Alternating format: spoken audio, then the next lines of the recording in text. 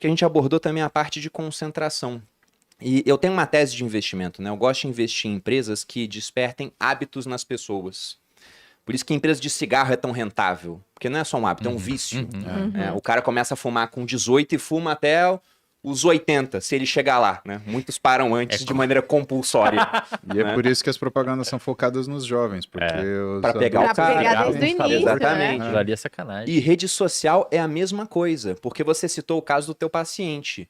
Ele tá lá no consultório com você, pagando uma consulta cara, difícil de conseguir, porque você é um cara com uma agenda lotada, e quando ele pega o celular por algum motivo, automaticamente ele abre a rede social. A mesma coisa acontece hoje quando eu vou fazer uma anotação de um livro. Eu tava pensando em como hoje eu demoro muito mais para ler comparado à época pré-rede social. Porque se eu fazer uma anotação de um livro, eu pego, abro o meu bloco de notas, vou anotar, e quase que automaticamente, se eu não me policio, o que eu faço? Faz eu um abro o post. Instagram. Você já abre o Instagram. Eu abro o Instagram, aí dou uma olhada, vejo lá quantos views, aí volto para ler. Quase que automaticamente, se eu não me policio, eu acabo fazendo isso, porque o Instagram, ele gera um hábito nas pessoas. Por isso que é tão valioso. Porque você não pensa. É simplesmente o cigarro do século XXI. Você tá sem fazer nada, você pega, abre o Instagram.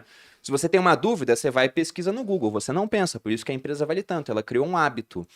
Só que é aquilo que você fala do estímulo dopaminérgico, né? Eu É ia quase falar, um crack. prazer. Porque você fica o tempo todo atualizando. E esse tipo de hábito é muito fácil de ser criado, enquanto outros hábitos são mais difíceis, né? Como, por exemplo, ir na academia todo dia, se alimentar bem. Eu queria que vocês falassem um pouco sobre essa questão de como nos livrar desses hábitos negativos, altamente dopaminérgicos, para desenvolver hábitos positivos que não são tão dopaminérgicos assim. Eu quero escutar o Wesley falar sobre isso, mas antes eu quero ponderar uma coisa. Você falou, o Instagram é o cigarro do século XXI. Mais complicado do que isso, sabe? Tem uma música... cocaína. Eu gosto muito de rap nacional, né? Porque eles sempre contam histórias e falam de situações. E é diferente, né? Rap americano é muita ostentação, é chamar mulher de coisa, Agora tem o não sei trap, né? Que é nacional. Tem uma amiga que ela é viciada em trap, que é tipo isso daí, que eles falam sobre ascender profissionalmente, só que em rap.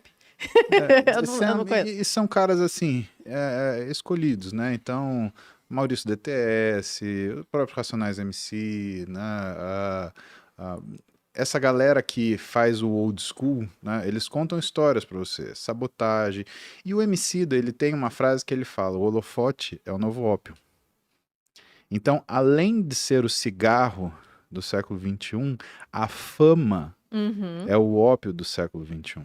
Onde você tem a questão dopaminérgica da necessidade da novidade e o estímulo ao vício, mais a resposta de compensação ou de recompensa que a sensação de fama imediata dá. É só você ver as pessoas que pedem, por exemplo, para tirar uma foto com você, para você postar. Ai, será que você não posta? Será que você não me reposta? Por quê? Ela precisa daquela sensação de que ela teve aquela fama imediata. Cara, isso é uma coisa que a gente tem que olhar com muita cautela, porque eu acredito que muito do que está sendo produzido, ele começa a ser produzido nessa percepção. Então, a gente olha a rede social como um experimento social também, né? O que é o primórdio da rede social, Bruno? As grandes cidades. Ué, por que um menino que nem eu saiu do interior para vir estudar em São Paulo? Ué, porque a grande quantidade de experiências estava aqui, né? Então a grande rede social era eu sair de Marília com 150 mil habitantes e vir para São Paulo na época, grande São Paulo com 20 milhões de habitantes, né? Essa capacidade de entregar quantidades de experiências, opiniões, vivências, ela estava aqui. O que a rede social fez? Ela digitalizou, então ela criou grandes bolsões humanos semelhantes às cidades, onde as pessoas elas estão se encontrando. E o que ficou muito confuso? Diferente de uma cidade onde você encontra várias pessoas, mas seleciona com quem você convive, né? Ou seja, você gosta de rock, você vai no bar de rock, você não vai na danceteria. Né? Você gosta de cinema, você vai no filme que te agrada, você não vai assistir aquilo que você não gosta. A rede social, todos estão expostos. Se você pegar, por exemplo, 30 anos atrás, uma geração, ela durava entre 25 e 30 anos. Hoje a estimativa é que ela dure 7, por conta da quantidade de informação. Então, por exemplo, na minha casa, tem 4 gerações. Tem a minha funcionária, minha governanta, né, a dona Leninha, tem eu e minha mulher, tenho a minha filha de 18 e a minha filha de 12. São 4 gerações convivendo. Quando você olha 30 anos atrás, não era assim. E quando você olha digitalmente na internet? Você pega o Afonso Padilha, ele fica brincando, geração Z, não sei o quê, o Maurício Meirelles também gosta de brincar com isso, mas eles têm muita razão no que eles falam por uma questão muito óbvia. A gente tem uma quantidade de geração se conflitando, e aí, tendo esses embates que a gente percebe, né, não só na dificuldade de homogeneização da linguagem, da forma de tratamento, que são valores e costumes. Por quê? Porque cada geração ela acaba tendo o seu valor e costume, cada geração ela tem o seu conjunto de valores diferentes para poder dividir. E cada uma delas quer impor o que são seus valores sobre as outras, né? A gente quer fazer isso, a gente julga as pessoas, assim como nós somos julgados. Por isso que também a gente olha esses comentários, esses 500 comentários de hate. Muito provavelmente não são de pessoas que não gostam de você, são de pessoas que não te compreenderam. A maioria talvez nem conheça, né? Nem buscou entender. A parte difícil é com você, Wesley. Não, e assim, essa parada de hábitos, por que as pessoas elas conseguem criar um hábito? Primeiro, no cérebro, vício e hábito é a mesma coisa. É nos mesmos circuitos, depende dos praticamente os mesmos transmissores.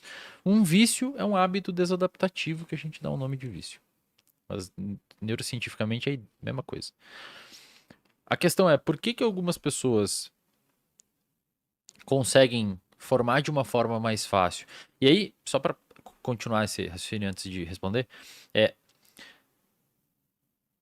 tem hábitos e vícios que você consegue formar mais fácil porque existe uma entrada de uma nova substância no seu corpo, como, por exemplo, drogas de abuso. Então, cara, você botou um negócio exógeno, tá suprafisiológico, tá além do que você produz.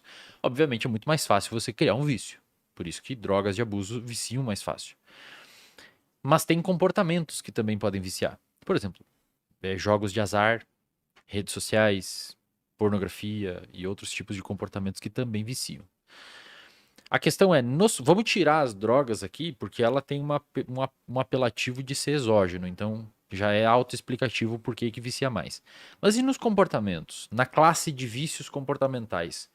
Por que é muito mais fácil você ter um vício em uso de rede social do que você criar um vício / hábito em exercício físico ou alimentação ou rotina? Porque a pessoa tem uma recompensa mais rápida nesse primeiro. Ela consegue uma recompensa mais rápida, porque o like é rápido, o comentário é rápido, o feedback é rápido.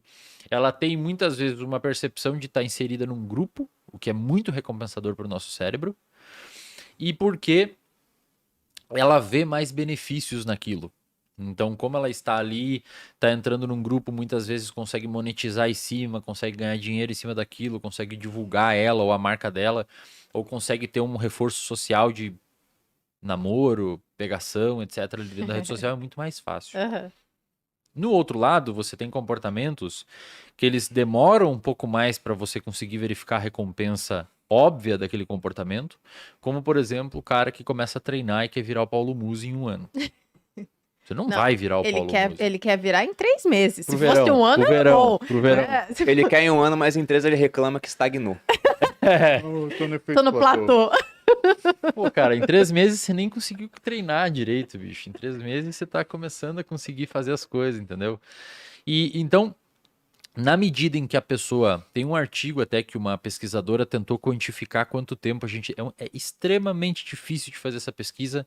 As pesquisas, elas não têm como ser absolutamente precisas, mas elas nos dão um indicativo. E tem a melhor pesquisa nesse ramo, que é quanto tempo a gente demora para formar um hábito. E aí tem gente que fala 21 dias, tem gente que fala que precisa de 10 mil horas e não sei o quê. A melhor pesquisa que a gente tem hoje, de cunho metodológico e etc., é de uma pesquisadora chamada Jane Wardley, que ela tentou verificar quanto tempo a gente demora, ou a média das pessoas lá na pesquisa que ela fez demora, para criar 3 tipos de hábitos, que é beber mais água, comer uma fruta e fazer atividade física, que é hábito que todo mundo acha que quer fazer. Ela percebeu que a média do tempo foi 66 dias. 2 meses e pouco. A média. Mas o desvio Foi de 18 dias até 250 e poucos dias. Variava muito, então. Muito, cara. Então tem pessoas... E o que ela definiu? Praticamente ela concluiu nada, então. O que ela definiu como hábito? Mas aí tem algumas sacadas que dá pra tirar. O que ela definiu como hábito? Tem uns questionários que você consegue ver se a pessoa conseguiu automatizar aquilo. Ela definiu como um comportamento quase automático. Então a pessoa começa a relatar que teve pouco esforço cognitivo para fazer aquilo. Ela não teve que se preocupar de fazer aquilo. Ela simplesmente acordou, já pegou a água, já comeu uma fruta, já fez exercício. Ela percebeu que as pessoas que formaram rápido o hábito, 18 dias, autodeclararam ter visto mais benefícios. É simples, cara. Se você vê benefícios do seu comportamento, que a gente falou, a consequência do seu comportamento determina se ele vai continuar existindo. Sim. Se você treina e beleza, você não está querendo buscar necessariamente benefício estético, mas você começa a ver uma melhora atencional, uma melhora no sono, seu apetite melhora, seu humor regula, você fica um pouco menos impulsivo, você fica um pouco menos irritado.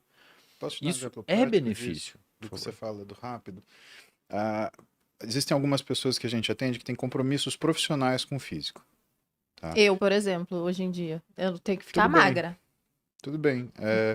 Mas imagina que algumas pessoas elas tiveram alguma situação que alterou que a forma física delas, elas precisam voltar rápido. Uhum. E alterou a forma física, também alterou a forma mental. Por exemplo, cirurgia. O Wesley está aqui, ele pode contar um pouquinho pra gente, porque, por exemplo, cirurgia, você lida com dor. E a tua capacidade de controle da fome ou necessidade de recompensa no ambiente de dor é completamente diferente. Tudo bem. O que a gente faz com a pessoa? Quais são as nossas atitudes? São formas rápidas de mudança como é que fala? De atitude. Então, a primeira coisa que a gente faz, a gente combina com ele na consulta que horas que ele vai comer, quais são os horários das refeições. E a gente programa no telefone dele. No meio da consulta, a gente vai programar os seus alarmes agora. Por quê? Não é só que ele fez o alarme. É que ele viu a gente fazendo o alarme. Então ele olha e fala assim, opa, foi o meu médico que fez o alarme para mim. Então já não é mais aquela coisa, eu posso me dar o bypass, mas eu não vou dar o bypass no meu médico. Então eu acerto os alarmes dele.